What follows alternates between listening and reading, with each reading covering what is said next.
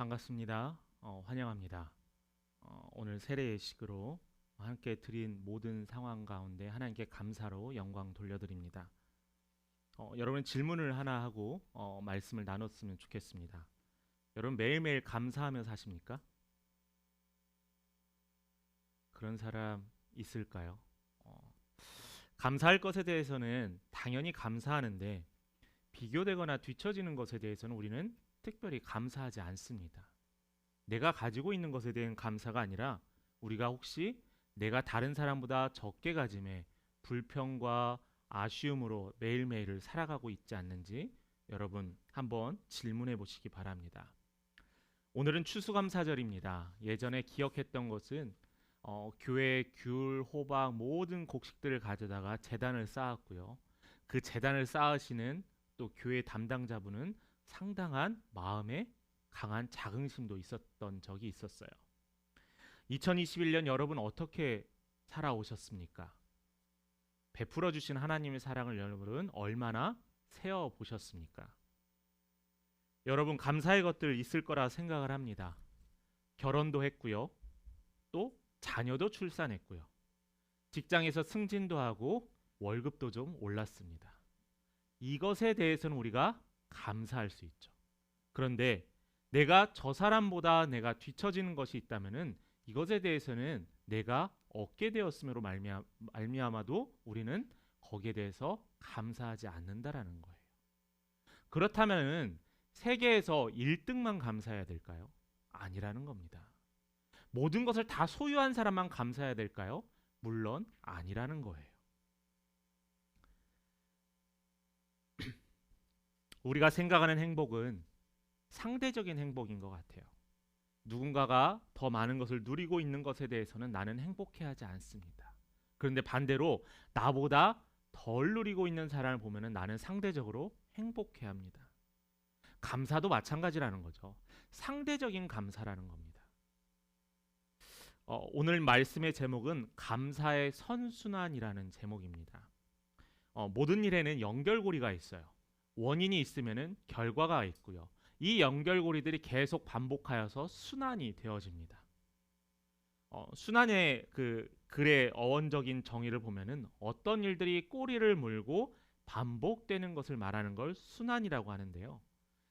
예를 들어서 자신감이 있고 성공을 해봤던 사람은 무엇을 하든지 자신감이 투철합니다. 왜냐하면은 내가 성공을 해봤기 때문에.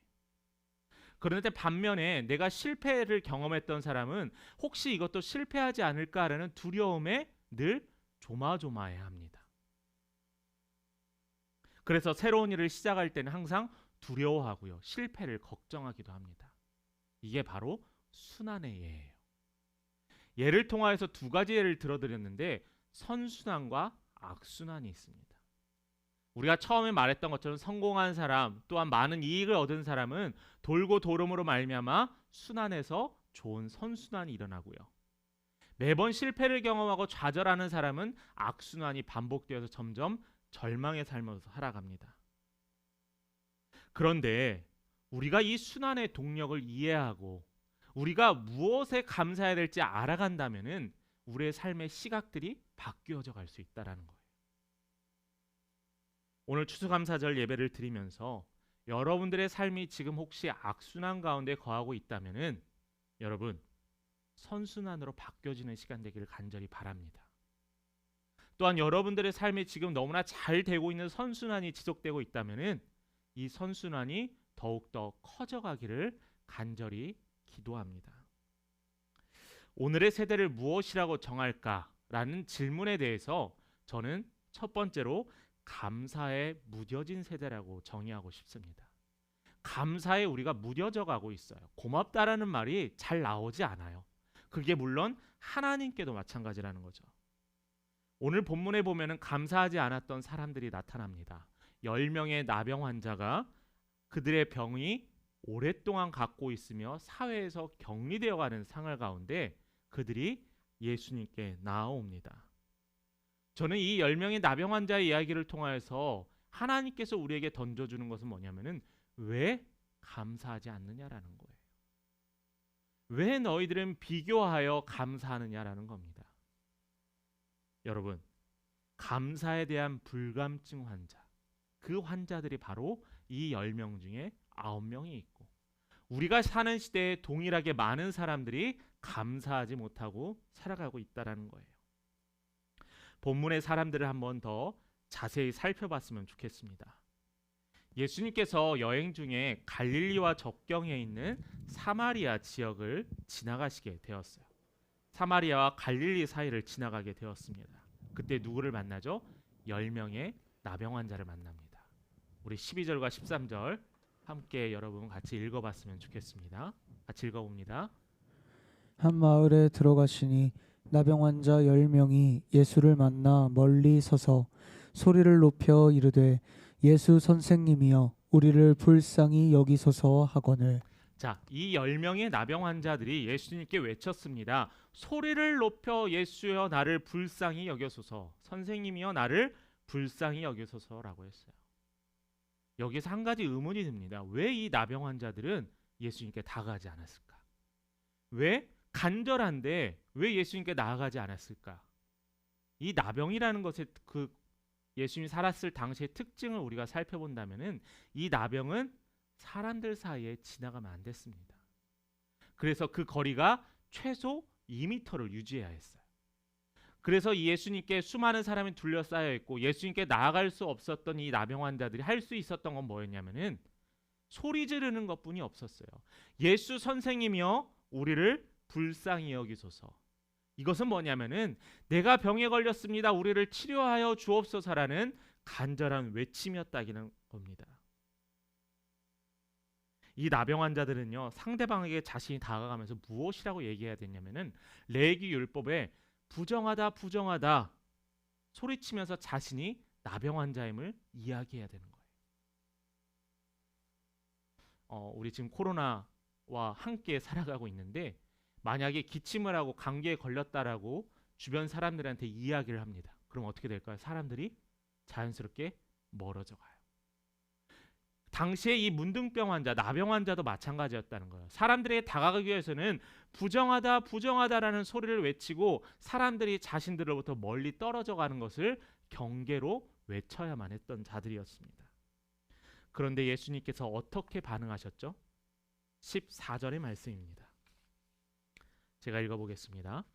보시고 이르시되 가서 제사장들에게 너희 몸을 보이라 하셨더니 그들이 가다가 깨끗함을 받은지라.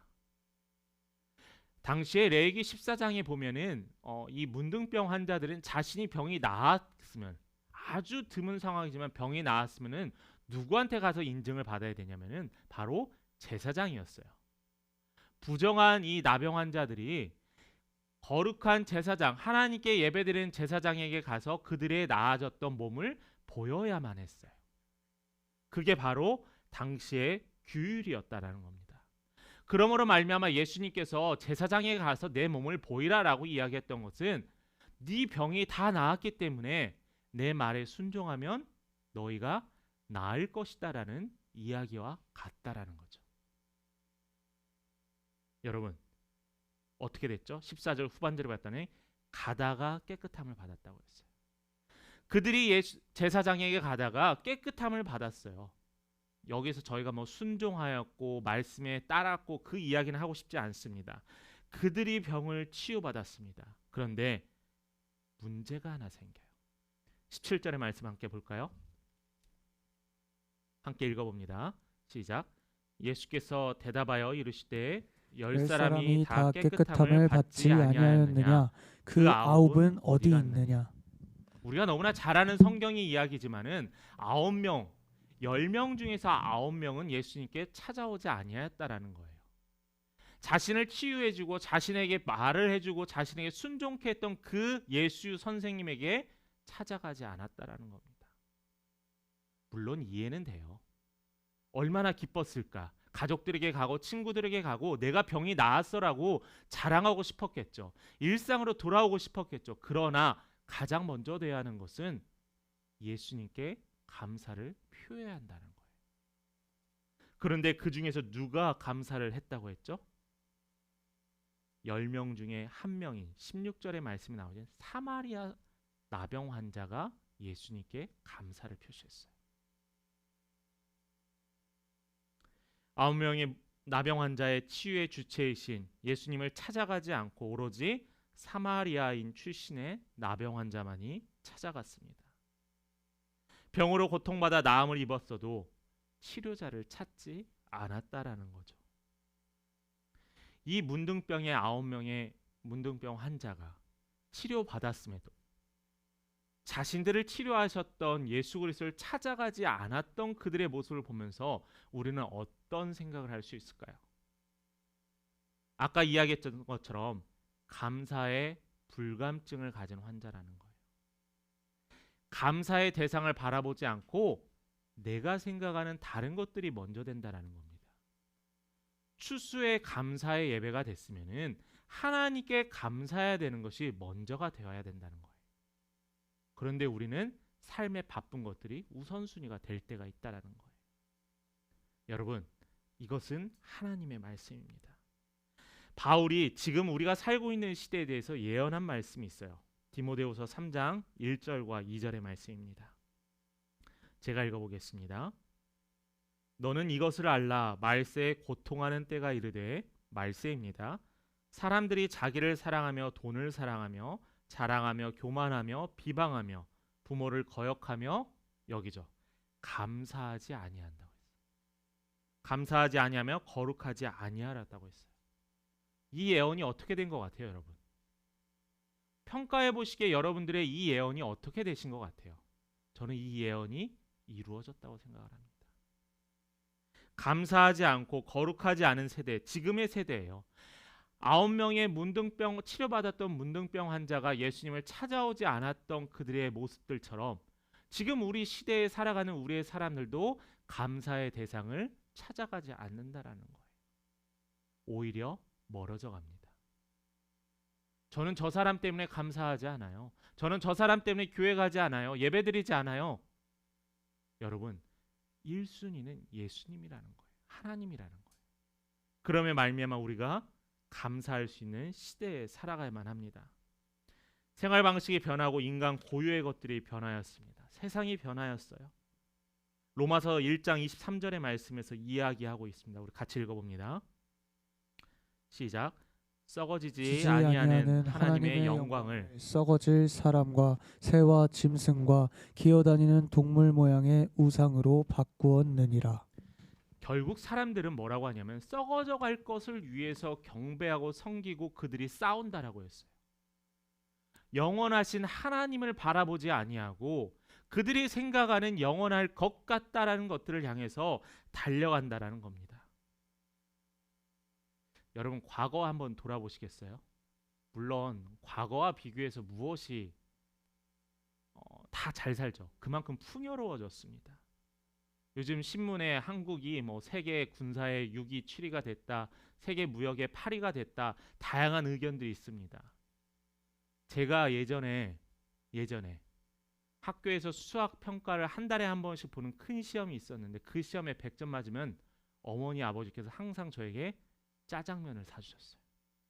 왜냐하면 그만큼 짜장면은 큰 거였거든.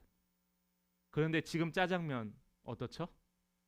쉽게 사 먹습니다. 그만큼 풍요로워졌다는 거예요. 제가 신학교 다닐 때는 신학생 때 밥을 못 먹는 친구들이 하루에 한 끼씩 못 먹었던 친구들이 있었습니다. 그런데요, 지금은요, 신학생들도 다 노트북에 태블릿에 다 좋은 거 갖고 다녀요. 물론 제가 다녔을 때도요. 여러분, 시대가 바뀌었어요. 그런데 우리가 과연 그만큼 행복해졌을까? 아니요. 그렇다면은 우리가 많이 가졌음에도 행복해지지 않는다라는 것은 우리가 소유하는 것이 우리의 행복의 근원이 아니라는 거예요. 영원하지 않은 것이라는 거예요. 그래서 감사는 조건이 아니라 영원할 수 있는 하나님을 바라보는 것이 감사라는 겁니다. 여러분, 지금 우리가 감사의 대상을 잊고 살아가지 않습니까?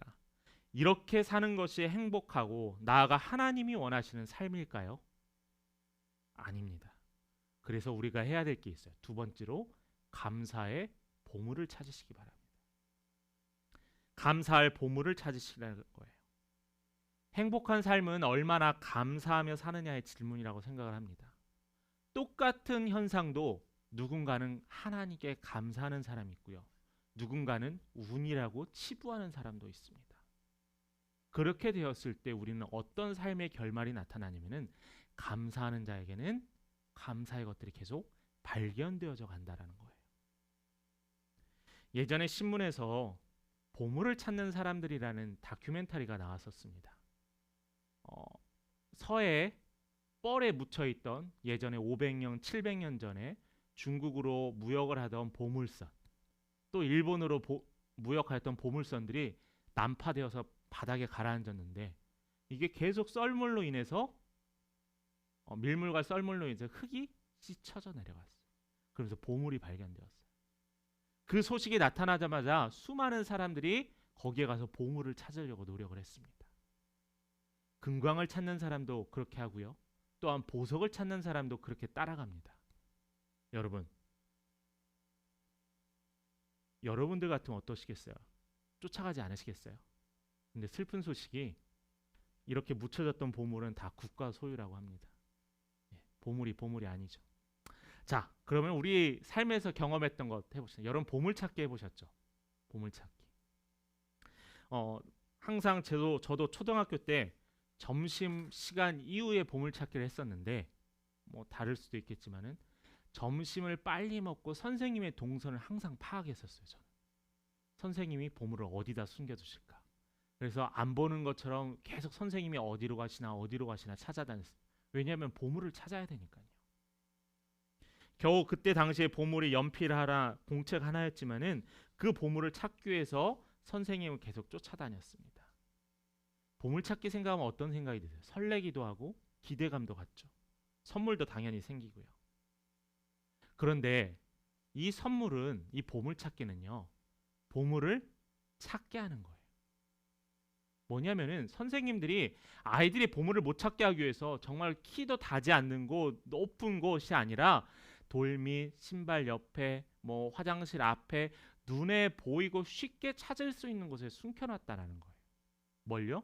보물 쪽지를요. 선생님들도 아이들이 찾아서 기뻐하는 모습을 기대하면서 그 보물을 숨겨놓습니다. 제가 과거에 전도사 사역을 하면서 보물찾기를 할 때 아이들 중에서 못 찾는 아이들이 있어요. 그러면 아이들이 시간이 다 되면서 점점 어떻게 하냐면 발을 동동 구릅니다. 어떻게 나는 이렇게 보물을 못 찾았어. 그때 선생님들에게 이야기했던 게 뭐냐면은 선생님들이 가지고 있던 보물 종이를 아이에게 몰래 주라고 합니다. 그러면 어떻게 되죠? 모든 아이들, 찾는 아이들, 찾지 못한 아이들, 모든 아이들이 보물을 가질 수 있게 된다는 거죠. 저는 이 게임을 생각하면서 누가 떠오르냐면 하나님이 떠올라요. 하나님께서 우리에게 주신 것이, 우리에게 허락하신 것이 보물인데 하나님께서는 이 보물을 우리에게 찾게 하기 위한다는 거예요. 선생님께서, 교회 선생님이 아이들이 보물을 다 찾게 하기 위해서 숨겨놨던 것처럼 하나님께서도 조그만한 노력과 조금만 하나님을 바라보면은 그 보물을 쉽게 찾을 수 있도록 숨겨놓으셨다라는 겁니다. 이게 은혜라는 거예요. 이게 하나님께 감사할 것이다라는 거죠. 오늘 본문에서 그 보물을 찾은 자가 나와요. 15절과 16절의 말씀을 우리 같이 한번 읽어보겠습니다. 같이 읽어봅니다. 시작. 그 중에 한 사람이 자기가 나온 것을 보고 큰 소리로 하나님께 영광을 돌리며 돌아와 예수의 발 아래에 엎드려 감사하니 그는 사마리아 사람이라. 자, 이 사마리아 사람이 보물을 발견했는데 그 보물이 뭐냐면은 예수라는 보물이에요. 다른 이들은 예수께 나오지 아니하지만은 이 사마리아 출신의 나병 환자, 치료받은 나병 환자는 예수를 발견하게 되었습니다. 최고의 보물을 찾았던 거예요. 예수님께 다시 돌아와서 예수님께 와서 그 발 아래 엎드려 감사를 표현했습니다. 이게 뭐냐면은 예수님 당신은 나의 주인입니다라는 주권에 대한 인정이라는 거예요. 하나님은 나의 주인이십니다라는 주권을 인정하는 거예요. 그 보물을 찾았다는 거예요. 세상의 그 어떤 것보다도, 나의 병이 치유된 것보다도 더 큰 것이 뭐냐면은 하나님께서 나의 주인입니다라는 고백이라는 거죠. 사마리아 출신 이 나병 환자만이 하나님의 이 은혜의 주체가 누구인지를 발견하게 되었습니다. 그는 예수님께 나왔던 거죠. 예수님께서 마련해 주신 감사의 것을 찾게 되었다라는 겁니다. 앞에 본문에 나와 있지 않지만 우리 데살로니가전서 5장 18절의 말씀 있죠. 뭐에 감사라고요? 범사에 감사라는 겁니다. 우리가 범사에 감사해야 될 조건이 있어요. 결국 감사하고 사랑해야 될 모든 근거는 뭐냐면은 창조하신 하나님입니다. 믿음으로 고백하시기 바래요. 하나님께서는 항상 우리의 필요를 채우셨고요. 공급해 주셨습니다. 우리의 삶의 현장을 항상 세세하게 살펴보시고 지금 이 감사의 고백을 하고 있는 모든 이들에게 하나님께서 감사의 것들을 계속 내려주신다라는 거죠. 그분의 발 아래 엎드려 감사하였던 이 고백했던 이 환자. 이 환자는 하나님의 주권, 예수님의 주권을 인정했던 사람입니다. 그는 최고의 보물을 소유했던 자였어요. 여러분 기억하시기 바랍니다. 감사의 것을 하나님께서 준비하셨고 여러분들이 누리게 하시고 여러분들이 찾게 하기 위하여서 이 땅에 오셨다는 것. 여러분 꼭 기억하시는 믿음의 성도님 되시길 간절히 축원합니다. 마지막입니다. 이 보물을 찾았는데요. 그럼 오늘 말씀의 제목처럼 감사의 선순환을 해야 돼요. 선순환.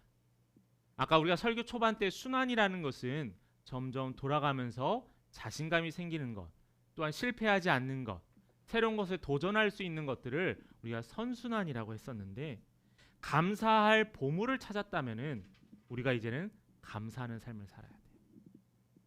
감사할 보물을 찾았던 이 나병 환자가 예수님께 나와서 감사의 고백을 했더니 이 자가 무엇을 얻게 됐죠? 17장 19절의 말씀을 같이 한번 읽어봅니다. 시작. 그에게 이르시되 일어나 가라 내 믿음이 너를 구원하였느니라 하시더라. 감사해서 예수 그리스도의 주권을 인정하였더니 예수님께서 뭐라고 하셨어요? 내 믿음이 너를 구원하였대요. 육신의 병이 치유가 아니라 이제는 이 영원히 살 수 있는 하나님의 구원의 선물을 받았다라는 거예요. 이게 바로 감사의 선순환이라는 겁니다. 이 사마리아 사람은 구원을 받기에 합당한 사람이라고 하나님께서 인정해 주신 거예요. 집사님, 하나님께서 당신을 감사할 조건을 허락하셨습니다. 이러한 것들이 늘 우리의 삶에 넘친다라는 거죠. 육체적인 치유뿐만 아니라 영적인 축복까지 얻게 되었던 이 나병 환자. 이 사람은 평생에 감사할 것이 넘칠 거라 확신을 합니다. 이번 주 중에 교회에 두 분이 찾아오셨어요. 월요일 날 한 분, 그리고 목요일 날 한 분, 두 분이 찾아왔습니다. 또 금요일 날에는 또 젊은 한 분께서 전화로 이제 교회에 전화도 해 주셨어요. 개척교회 작은 교회 목회자가 주중에 전화 오거나 누가 찾아오면 얼마나 기쁘겠습니까? 두 분은 중에서 한 분은 신앙 상담하신 분이고요. 또 한 분은 어디 시설에 계시는데 외출 때마다 이제 저희 교회에 오시는 분이 계세요. 그래서 오시는 분은 저희가 이제 식사비라도 할 수 있도록 또 돕기도 합니다. 그런데 이제 금요일 날 제가 전화를 받았던 건 뭐였냐면은 혹시 교회 금요 예배가 있냐라는 질문이었어요. 그 질문이 제가 이제 생각했던 게 있잖아요. 여러분들과 제가 나눴던 이야기 있잖아요. 뭐냐면은 우리 내년에는 이제 코로나도 좀 잠잠해지고 우리 신앙에 조금 더 헌신을 했으면 좋겠습니다. 하면서 금요 예배를 한 달에 한 번이라도 드립시다라고 했었어요. 물론 목회자가 금요 예배 딱 하고 한 명이든 두 명이든 뭐 저희 가족만이라도 금요 예배 시작하면 좋죠.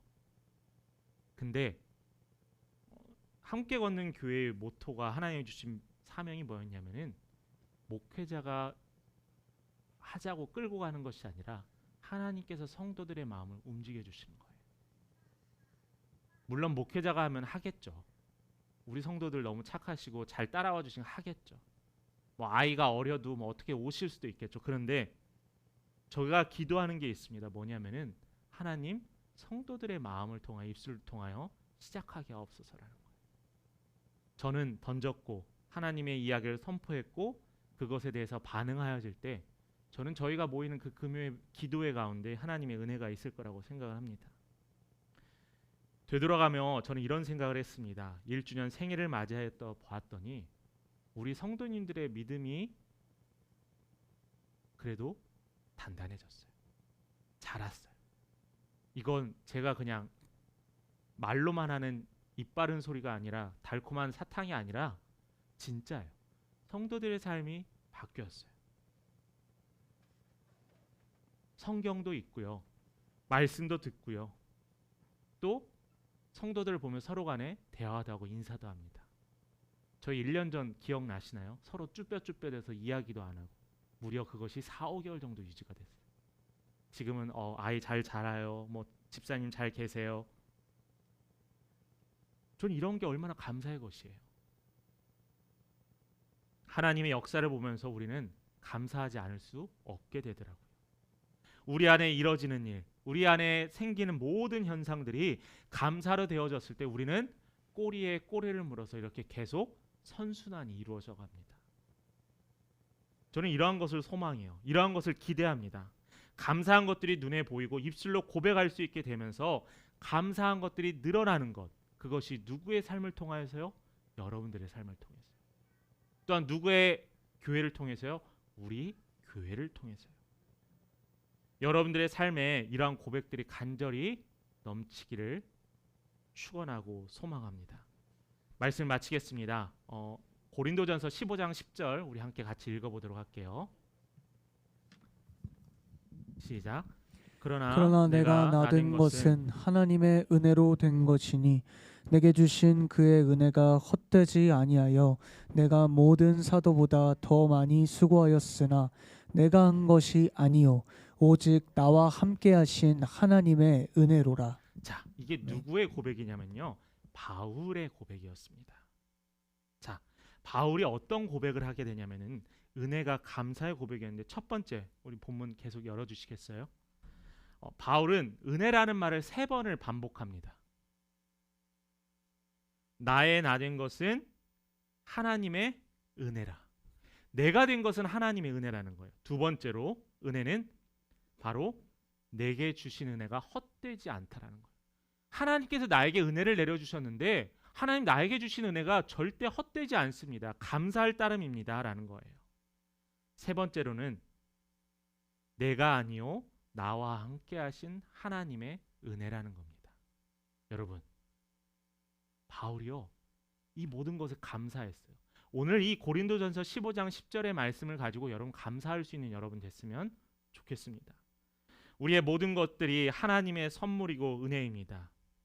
믿는 우리에게 오늘을 살아가는 것이 기쁘고 감사할 날이 되어야 합니다. 여러분, 우리가 누리고 있는 이 모든 것들이 다 하나님의 은혜로 되었어요.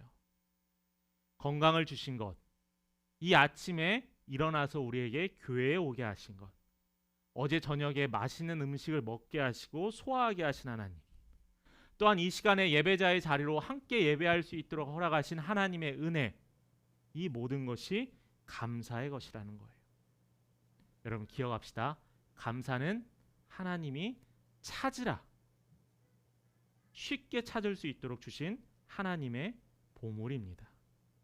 내 인생에 하나님이 주신 보물이 바로 감사예요.